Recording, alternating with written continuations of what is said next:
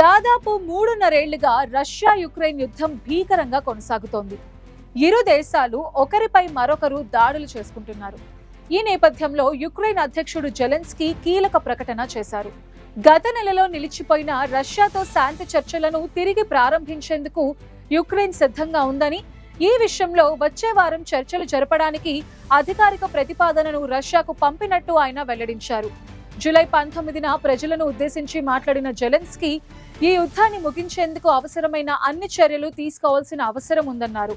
ఈ చర్చల కోసం యుక్రెయిన్ జాతీయ భద్రతా మండలి కార్యదర్శి రుస్తెం ఉమరోవ్ రష్యా ప్రతినిధులకు ప్రతిపాదన అందించారని కూడా ఆయన వెల్లడించారు. 2022 ఫిబ్రవరి 24న యుక్రెయిన్ పై రష్యా దాడిని ప్రారంభించింది. అప్పటి నుంచి ఇప్పటి వరకు ఈ యుద్ధంలో లక్షలాది మంది ప్రాణాలు కోల్పోయారు. అంతేకాకుండా యుక్రెయిన్లో అనేక నగరాలు ధ్వంసమయ్యాయి. గత 3 ఏళ్లుగా రష్యా ఆక్రమిత డొనెట్స్క్, లుహాన్స్క్, ఖెర్సన్, జప్రోజియా ప్రాంతాలలో ఉద్రిక్తతలు కొనసాగుతున్నాయి. ఈ యుద్ధం కారణంగా యుక్రెయిన్లో దాదాపు 80 లక్షల మంది యుక్రెయిన్ పౌరులు దేశం విడిచి వలస వెళ్లిపోయారు. మరో 40 లక్షల మంది దేశంలోనే సురక్షిత ప్రాంతాలు వెతుక్కుంటూ వెళ్లిపోయారు. అయితే యుద్ధం ప్రారంభమైన తర్వాత టర్కీ, బెలారస్లో శాంతి చర్చలు జరిగాయి, కానీ అవి విఫలమయ్యాయి. ఇక ఇదే ఏడాది సౌదీ అరేబియా మధ్యవర్తిత్వంలో జరిగిన చర్చలు కూడా ఫెయిల్ అయ్యాయి. ఆక్రమిత ప్రాంతాల నుంచి వైదొలగడానికి రష్యా నిరాకరించింది. ఇక యుక్రెయిన్ కూడా తన భూభాగాన్ని వదులుకునేందుకు రాజీ పడటం లేదు. ఈ నేపథ్యంలో ఇటీవల జెలెన్స్కీ దేశ ప్రజలను ఉద్దేశించి కీలక ప్రసంగం చేశారు. రష్యాతో శాంతి చర్చలు జరిపేందుకు తాము సిద్ధంగానే ఉన్నామని, అందుకోసం రష్యాకు ప్రతిపాదనలు కూడా పంపామన్నారు.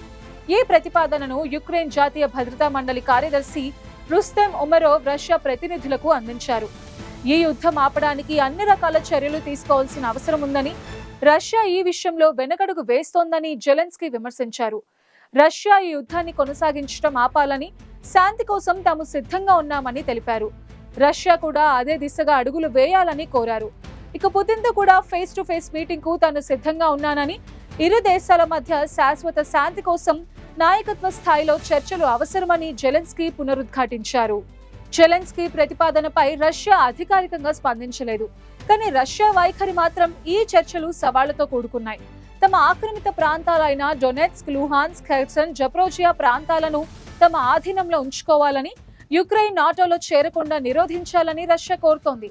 దీనికి విరుద్ధంగా యుక్రెయిన్ తన భూభాగ సమగ్రతను కాపాడుకోవటం, రష్యన్ ఆక్రమణను పూర్తిగా వెనక్కి తీసుకోవాలని, తమ దేశాన్ని నాటో, యూరోపియన్ యూనియన్లో చేర్చాలని డిమాండ్ చేస్తోంది. ఈ విరుద్ధమైన లక్ష్యాల కారణంగా శాంతి చర్చలు విఫలమవుతున్నాయి. గతంలో యుక్రెయిన్ డిమాండ్లను అసాధ్యమైనవని రష్యన్ విదేశాంగ మంత్రి సెర్గీ లావ్రోవ్ విమర్శించారు. రష్యా ఆక్రమిత ప్రాంతాల నుండి వైదొలగటం సాధ్యం కాదని స్పష్టం చేశారు. ఈ నేపథ్యంలో జెలెన్స్కీ కొత్త ప్రతిపాదనను రష్యా ఎలా తీసుకుంటుందోననేది చర్చనీయాంశంగా మారింది. యుక్రెయిన్ శాంతి చర్చల ప్రతిపాదనకు అంతర్జాతీయంగా మద్దతు లభిస్తోంది. ఇప్పటికే అమెరికా యుక్రెయిన్ కి $2.5 బిలియన్ సైనిక సహాయాన్ని అందించడంతో పాటు ఈ చర్చలకు మద్దతుగా ఉంటామని అమెరికా అధ్యక్షుడు డొనాల్డ్ ట్రంప్ పేర్కొన్నారు. ఈ యుద్ధం ముగియాలని, రష్యా, యుక్రెయిన్ మధ్య శాంతి ఒప్పందం కోసం తాను మధ్యవర్తిత్వం చేయడానికి సిద్ధంగా ఉన్నానని ట్రంప్ గతంలోనే ప్రకటించారు.